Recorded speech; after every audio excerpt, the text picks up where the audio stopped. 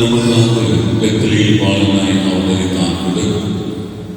விண்ணுலகிலே ராஜாதி ராஜாவாய் அவதரிக்க வேண்டியவர் மண்ணுலகிலே வேலை குலம் எடுத்து வந்து நமக்காக வந்து ஏறக்குறைய 150 கிலோமீட்டர் பயணம் செய்து பாடல்களை அனுபவித்த நம் அல்லாத மிகுந்த பாடலோடு தயாராக இருப்பதை நினைவுந்து கண்மணி நீ கண்வளராய் தூங்கு கண்ணே தூக்கத்தாலாக நீங்கும் துன்பம் நித்திரை வர ஏழு மக்கள் மின்னல் நீங்கிட தாங்காது ஒரு புயல் வீச்சும் கடும் புயலில் தந்தை துணையை ஒழித்தாகவும் என்று சொல்லி அன்று பாடல் போல இன்றும் பாடல் கொடுத்தார்.